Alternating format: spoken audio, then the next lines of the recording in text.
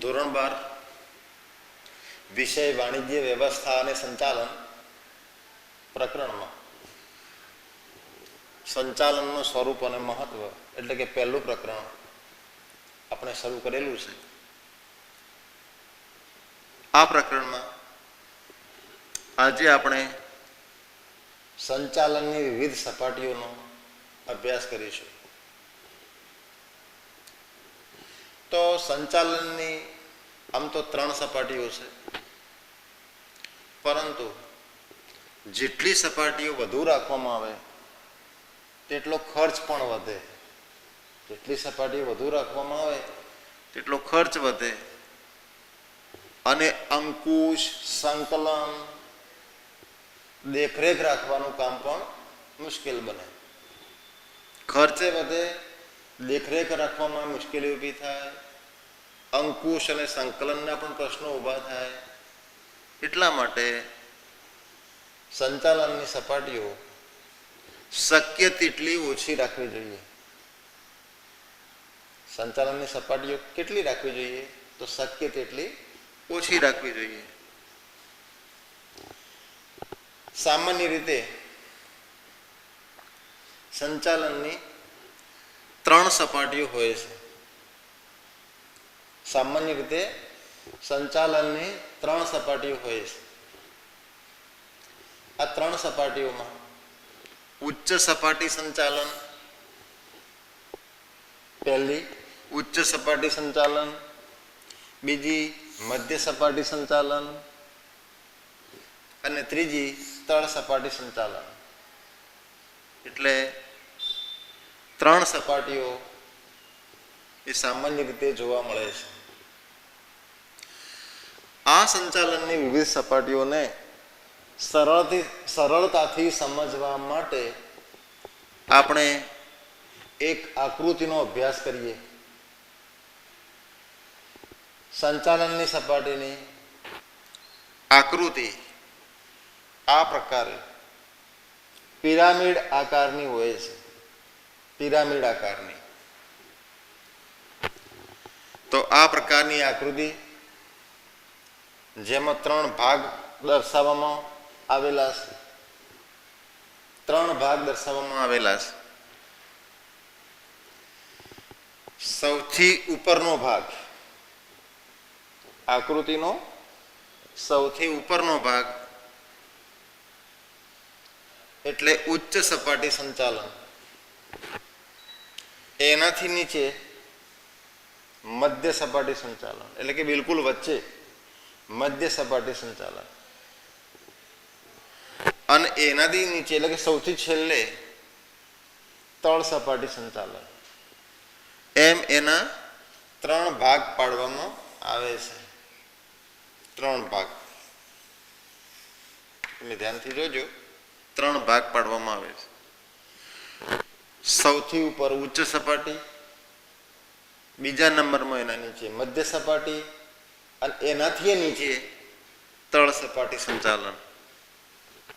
આકૃતિ એ પિરામિડ આકારની છે. તમે ધ્યાનથી જોજો. સૌથી ઉપરની સપાટી એટલે કે ઉચ્ચ સપાટી સંચાલન. હવે ઉચ્ચ સપાટી સંચાલન એટલે શું? તો જો સંચાલનની પાસે સર્વોચ્ચ સત્તાઓ હોય, જે સંચાલન પાસે સર્વોચ્ચ સત્તાઓ હોય એને ઉચ્ચ સપાટી સંચાલન કહેવાય. ધંધાકીય એકમની મોટા ભાગની મહત્વની અને સર્વોપરી સત્તા આ સપાટી પાસે હોય છે. હવે ઉચ્ચ સપાટી સંચાલનમાં કોનો સમાવેશ થાય? ઉચ્ચ સપાટી સંચાલનમાં કોનો સમાવેશ થાય? તો સૌથી પહેલા સંચાલક મંડળ આવે, બોર્ડ ઓફ ડિરેક્ટર્સ. બીજું મેનેજિંગ ડિરેક્ટર આવે, એમાં જનરલ મેનેજર આવે, અને મુખ્ય વહીવટી અધિકારી, અંગ્રેજીમાં કહેવાય છે ચીફ એક્ઝિક્યુટિવ ઓફિસર. તો સંચાલક મંડળ, મેનેજિંગ ડિરેક્ટર, જનરલ મેનેજર અને મુખ્ય વહીવટી અધિકારી આ બધાઓનો સમાવેશ ઉચ્ચ સપાટી સંચાલનમાં થાય છે.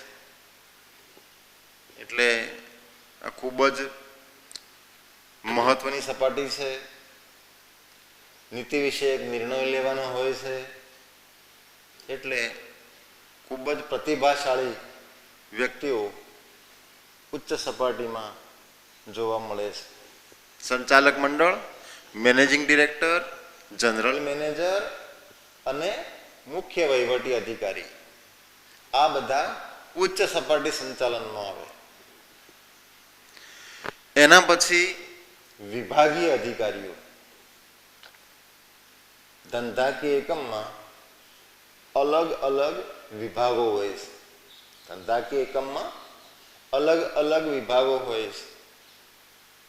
ખરીદ વિભાગ હોય, વેચાણ વિભાગ હોય, ઉત્પાદન વિભાગ હોય, નાણાં વિભાગ હોય. તમે અહીંયા જોશો તો અલગ અલગ વિભાગના અધિકારીઓનો મધ્ય સપાટીમાં સમાવેશ થાય છે.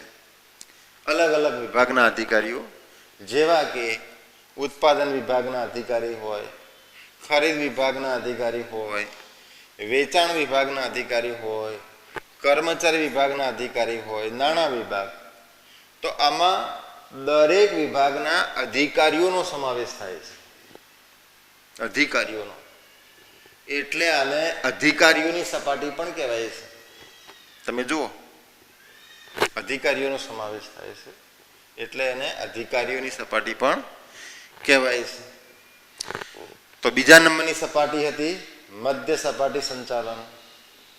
ત્યાર પછી ત્રીજી સપાટી તળ સપાટી સંચાલન. તળ સપાટી સંચાલનમાં કોનો કોનો સમાવેશ થાય? તો નિરીક્ષકો, જોબર, ફોરમેન. જોબ એટલે કામ અને કામ કરનારને જોબર, બીજા શબ્દોમાં આપણે કામદાર પણ કહીએ છીએ. નિરીક્ષક એટલે સુપરવાઇઝર પણ આપણે એને કહીએ છીએ. તો આમાં નિરીક્ષકો, જોબર અને ફોરમેન જે લોકો ખરેખર શારીરિક શ્રમ કરે છે એવા લોકો તળ સપાટીમાં વધારે જોવા મળે છે.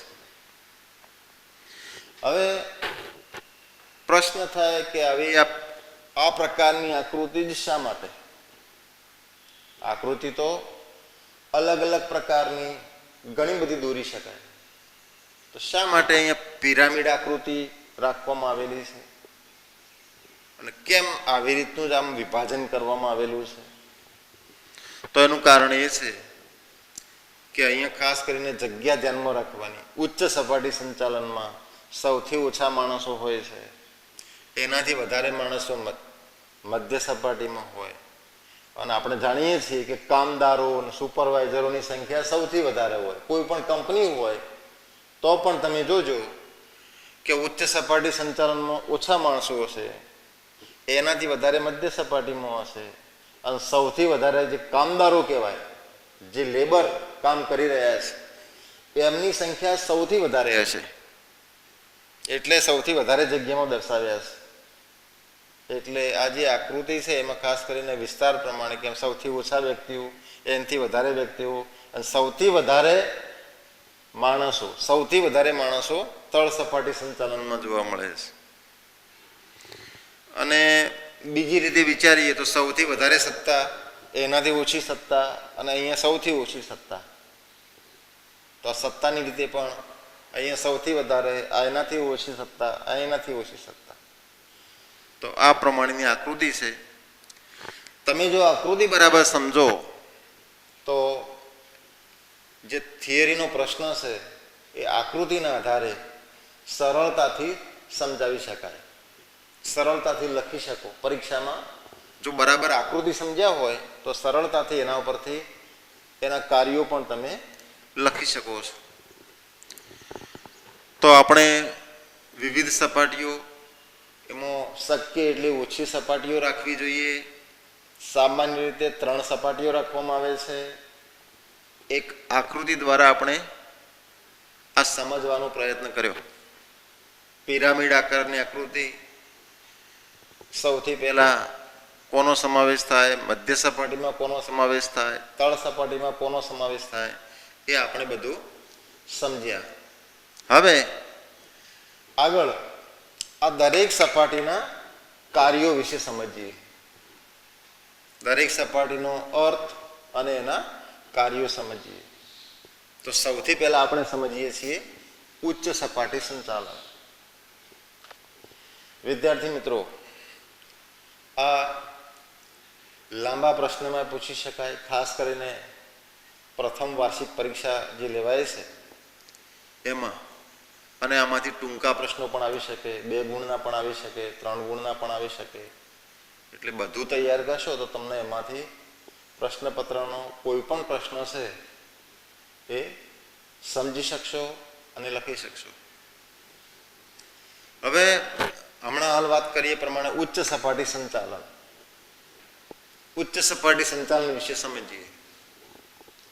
ઉચ્ચ સપાટી સંચાલનને બીજા શબ્દોમાં ટોચની સપાટી કે સર્વોચ્ચ સપાટી તરીકે પણ ઓળખવામાં આવે છે. બીજા શબ્દોમાં એને ટોચની સપાટી. કેમ? કારણ કે તમે આકૃતિમાં જુઓ. કેમ ટોચની સપાટી? આકૃતિમાં જુઓ કે આકૃતિમાં સૌથી ટોચ ઉપર છે આ, બરાબર? એટલે એને ટોચની સપાટી. અને બીજા શબ્દોમાં સર્વોચ્ચ સપાટી, કારણ કે બધી જ સત્તાઓ, મહત્વની સત્તાઓ આ સપાટી પાસે, એટલે એને સર્વોચ્ચ સપાટી પણ કહેવાય છે. હવે એનો અર્થ જો તમે આ સમજ્યા હોય ને તો અર્થ પણ લખી શકો કે સર્વોચ્ચ સત્તા ધરાવતી સપાટીને ઉચ્ચ સપાટી કહેવાય છે. તમને એનો સમાનાર્થી શબ્દ આવડતો હોય ને તો એના પરથી વ્યાખ્યા બનાવી શકાય. વ્યાખ્યા અલગ યાદ રાખવાની જરૂર નથી. તમે આ બધું સમજ્યા હોય ને એના પરથી વ્યાખ્યા લખી શકાય, એના પરથી કાર્યો પણ લખી શકાય. તો હમણાં હાલ આપણે જોયું કે સર્વોચ્ચ એટલે કે સર્વોચ્ચ સત્તા ધરાવતી સપાટીને ઉચ્ચ સપાટી સંચાલન કહેવાય છે. આ એની વ્યાખ્યા થઈ ગઈ. સર્વોચ્ચ સત્તા ધરાવતી સપાટી એટલે ઉચ્ચ સપાટી. જેના બીજા 2 નામ છે, પરીક્ષામાં પૂછાય તો લખજો કે ટોચની સપાટી, સર્વોચ્ચ સપાટી. બીજો મુદ્દો સમાવેશ. તો ઉચ્ચ સપાટી સંચાલનમાં કોનો કોનો સમાવેશ થાય આપણે આકૃતિમાં સમજ્યા છીએ. બસ તો એ જ લખવાનો, એ જ લખવાનું છે. કોનો કોનો સમાવેશ થાય તો સંચાલક મંડળ, મેનેજિંગ ડિરેક્ટર, આ લખી દેવાનું. કોનો કોનો સમાવેશ કહો તો સંચાલક મંડળ. આકૃતિ બરાબર સમજ્યા હોય તો સંચાલક મંડળ, મેનેજિંગ ડિરેક્ટર, જનરલ મેનેજર અને મુખ્ય વહીવટી અધિકારી.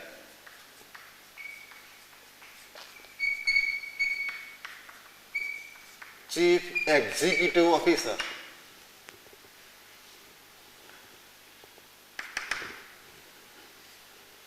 કોનો સમાવેશ થતો આકૃતિમાં પણ લખેલું જ છે, એ જ ત્યાં લખવાનું છે.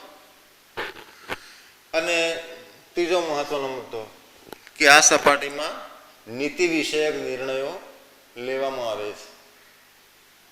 ધંધાની જે નીતિ હોય ને એને લગતા નિર્ણયો એ ઉચ્ચ સપાટી સંચાલનમાં લેવાય છે. નીતિ વિષયક.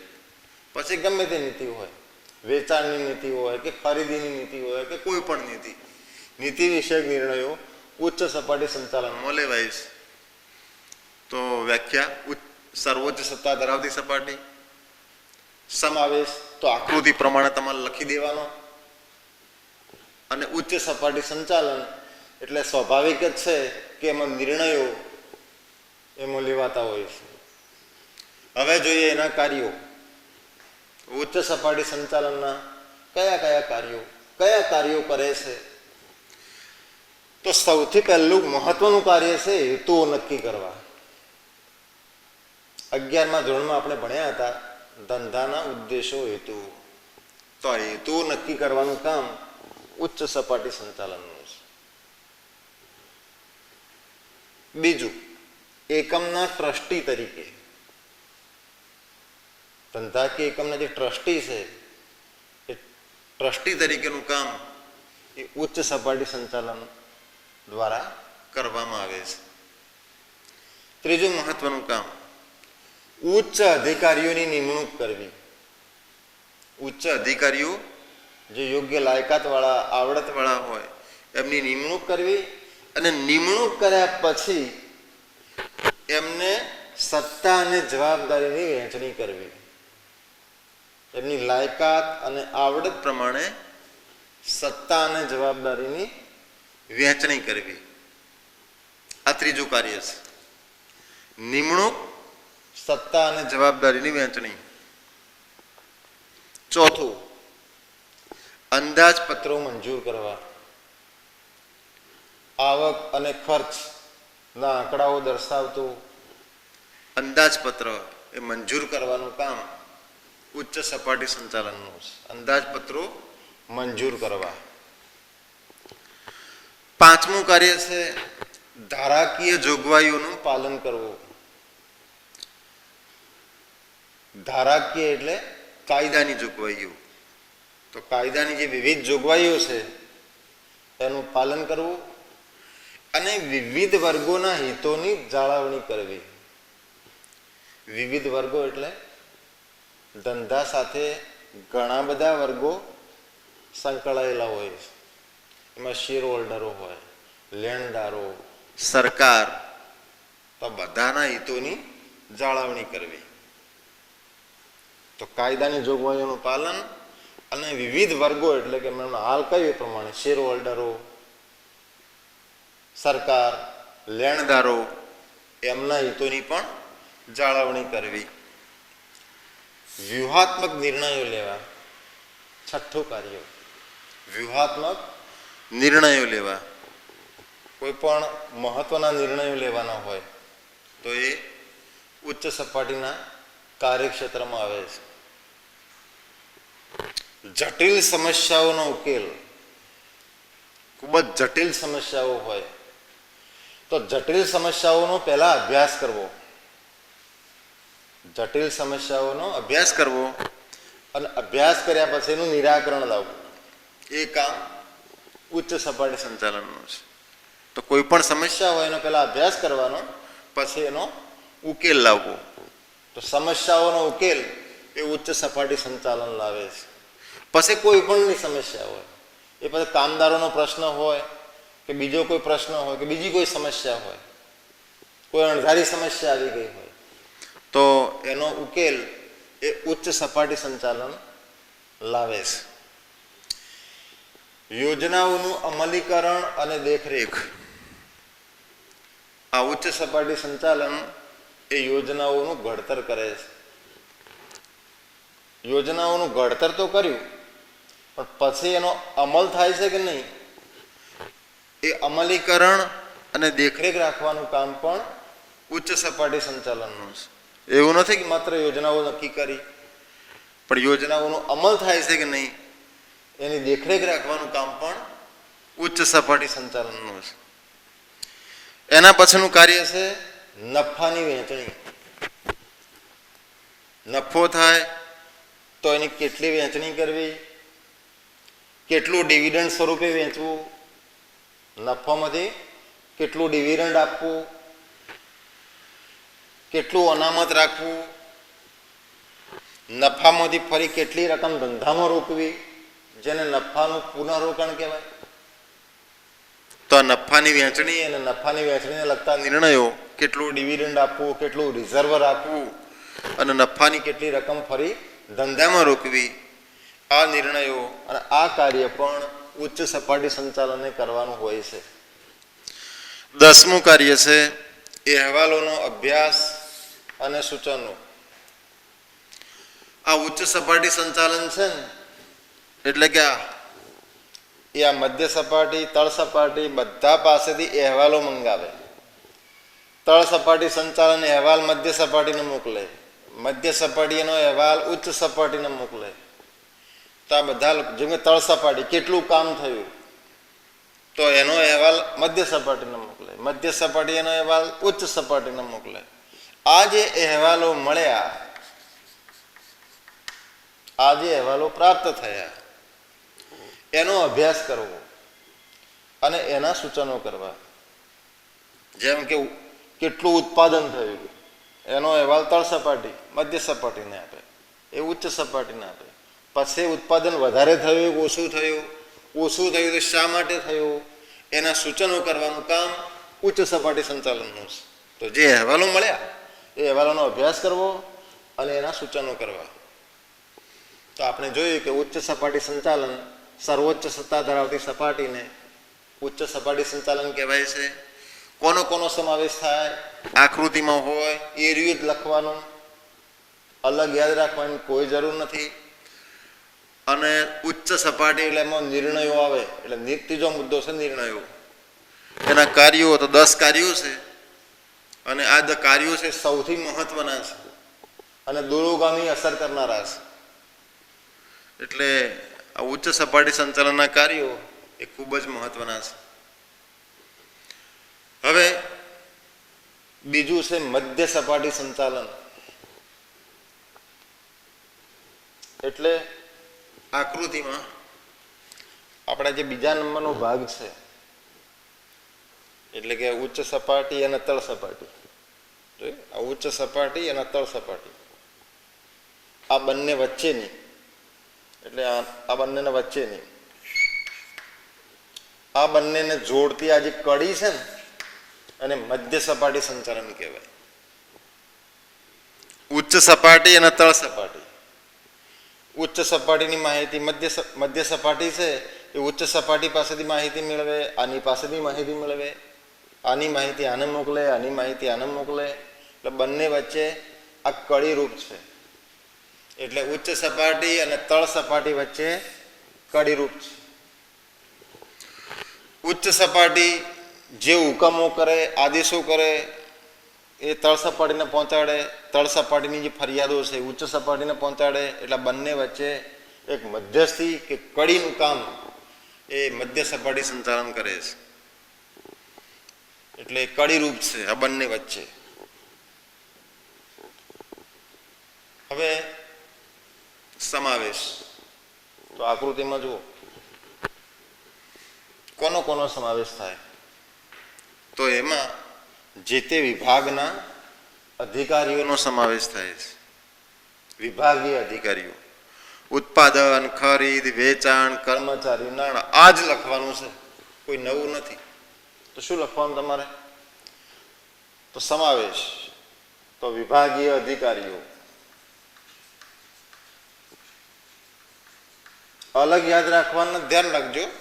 અહીંયા જે છે એ જ લખવાનું છે. વિભાગીય અધિકારીઓ તો એમાં ઉત્પાદન આવે, ખરીદ વિભાગ આવે, વેચાણ વિભાગ આવે, કર્મચારી વિભાગ આવે, નાણાં વિભાગ આવે. આ વિભાગના અધિકારીઓનો સમાવેશ થાય. તો આ બંને વચ્ચે કડીરૂપ છે. મધ્ય સપાટી છે આ બંનેને સંપર્કમાં રાખવાનું કામ કરે છે. ઉચ્ચ સપાટી અને તળ સપાટી બંનેને સંપર્કમાં રાખવાનું કડીરૂપ કામ કરે છે. હવે જોઈએ એના કાર્યો. તો કાર્યોમાં સૌથી પહેલા હુકમો અને સૂચનાઓનો અમલ કરવો. ઉચ્ચ સપાટી તરફથી જે હુકમો મળે, ઉચ્ચ સપાટી પાસેથી જે હુકમો મળે, જે સૂચનાઓ મળે એનો અમલ કરવો. ઉચ્ચ સપાટી તરફથી જે કંઈ હુકમો મળે, આદેશો મળે, સૂચનાઓ મળે એનો અમલ કરવો. બીજું છે પોતાના વિભાગના અંદાજપત્રો તૈયાર કરવા.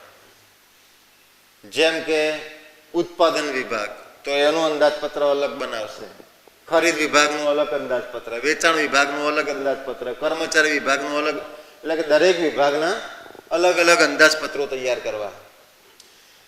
નીતિ નિયમો અને માળખાની રચના કરવી. દરેક વિભાગના નીતિ નિયમો અને એના માળખાની રચના કરવી. વિભાગ પ્રમાણે, ઉત્પાદન વિભાગના નીતિ નિયમો અલગ, ખરીદ વિભાગના અલગ, એમ વિભાગ પ્રમાણે. પછી કાર્યદક્ષતા અને અસરકારકતા વધારવાના પગલા. પ્રવૃત્તિ હોય તો એની કાર્યદક્ષતા કઈ રીતે વધે, પ્રવૃત્તિ અસરકારક કઈ રીતે થાય, એના માટે પગલા લેવા. પાંચમું કાર્ય છે કર્મચારીઓનો જુસ્સો વધારવો. કર્મચારીઓનો ઉત્સાહ વધે, ઉત્સાહ ટકે અને ઉત્સાહ વધે, એ કામ એ મધ્ય સપાટી સંચાલને કરવાનું હોય છે. અન્ય વિભાગના અધિકારીઓ સાથે સંપર્ક રાખવો. એવું નથી કે ઉત્પાદન વિભાગના અધિકારી માત્ર ઉત્પાદન વિભાગનું જ ધ્યાન રાખવું, પણ બીજા વિભાગના અધિકારીઓ સાથે પણ એને સતત સંપર્કમાં રહેવાનું હોય છે. કારણ કે બધા વિભાગો આખરે તો ધંધાકીય એકમના જ વિભાગો છે અને એકબીજા સાથે સંકળાયેલા છે, સંલગ્ન છે. એટલે અલગ અલગ અધિકારીઓ સાથે સંપર્કમાં રહેવું. પેટા વિભાગના કાર્યો ઉપર ધ્યાન. તો એના જે પેટા કાર્યો છે, પેટા વિભાગો છે, તો એના ઉપર પણ ધ્યાન રાખવું. જેમ કે વેચાણ વિભાગ છે એ જાહેરાત વિભાગ ઉપર પણ ધ્યાન રાખી શકે. 8 પ્રવૃત્તિઓ પર દેખરેખ, માહિતી અને દોરવણી. જે પ્રવૃત્તિ ચાલી રહી છે એ બરાબર છે કે નહીં, એની દેખરેખ, એની માહિતી અને દોરવણી એટલે કે માર્ગદર્શન આપવાનું કામ મધ્ય સપાટી સંચાલનનું છે. 9 ઉચ્ચ સપાટી સંચાલનને નિર્ણયોમાં મદદરૂપ થવું.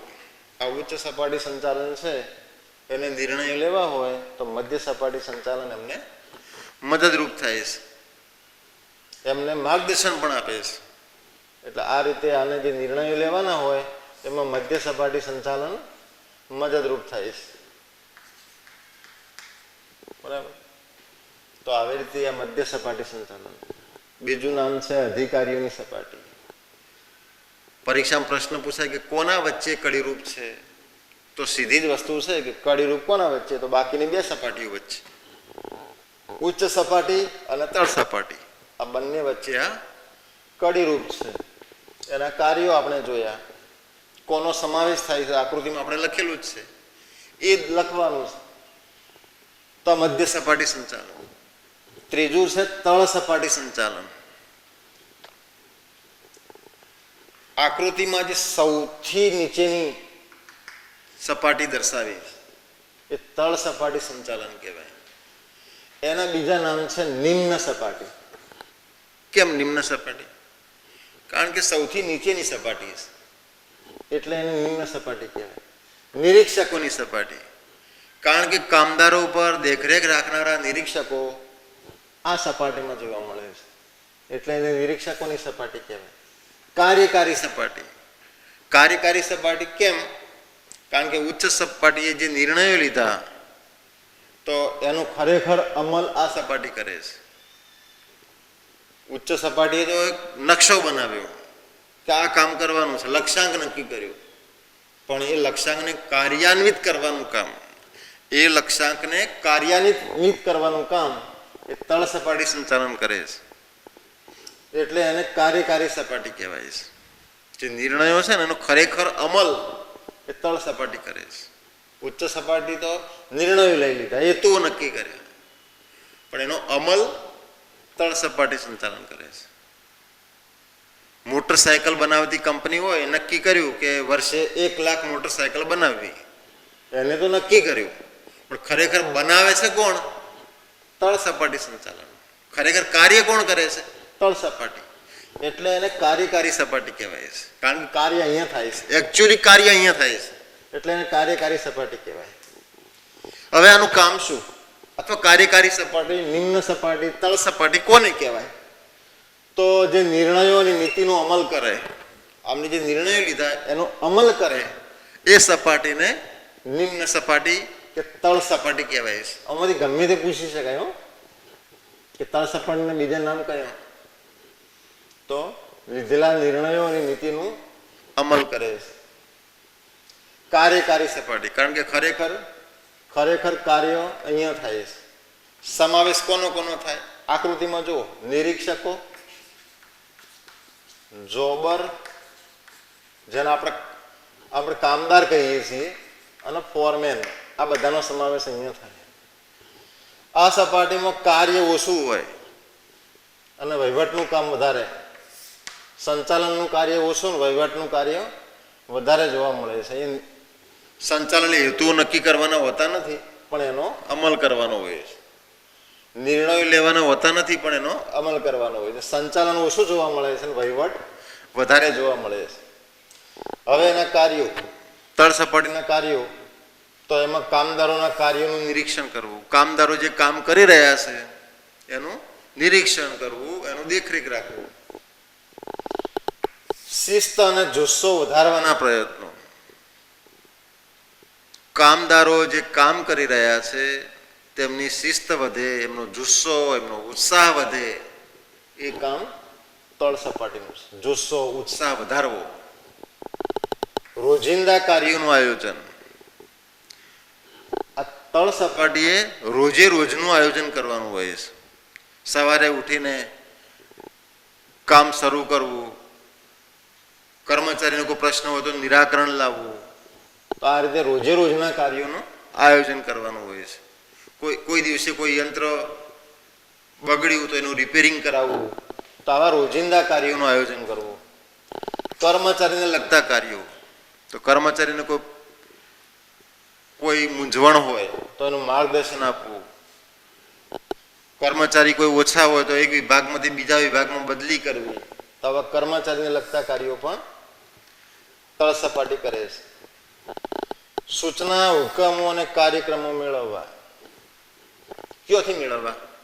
તો સૂચના, હુકમો અને કાર્યક્રમો પેલા ઉચ્ચ સપાટી, મધ્ય સપાટી તળ સપાટીને આપે. એટલે હુકમો અને કાર્યક્રમો મેળવવા.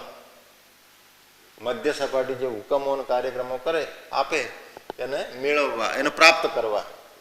6. યંત્રોની ગોઠવણી, સમારકામ અને જાળવણી.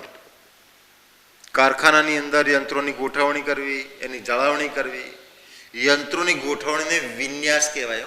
કે પરીક્ષામાં પ્રશ્ન પૂછાય તો ગોઠવણી કરવી, એનું સમારકામ, જાળવણી.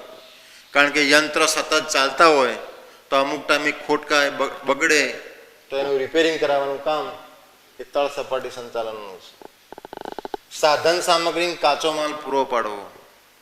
કામદારો કામ કરતા હોય તો એમને કાચો માલને સાધન સામગ્રી પૂરી પાડવી પડે છે. તો કાચો માલને સાધન સામગ્રી પૂરી પાડવાનું કામ તળ સપાટી સંચાલનનું છે. કર્મચારીઓના પ્રશ્નોનો ઉકેલ, કર્મચારીનો કોઈ પ્રશ્નો હોય અને વ્યાજબી હોય તો એનો ઉકેલ લાવવાનું કામ એ તળ સપાટીનું છે. ઉચ્ચ સપાટી લીધેલા નિર્ણયો અને નીતિઓનો અમલ કરવો.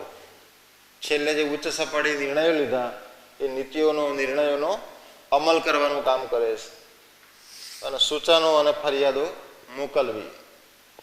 કર્મચારીને લગતી કે કોઈ પણ સૂચનો કે ફરિયાદો હોય એ કોને મોકલવાની? મધ્ય સપાટીને. મધ્ય સપાટી કોને મોકલે? ઉચ્ચ સપાટીને. તો આ રીતે કોઈ સૂચનાઓ હોય કે ફરિયાદો હોય તો ઉપરના લેવલમાં મોકલવી. તો આજે આપણે સંચાલનની વિવિધ સપાટીઓ જોઈ.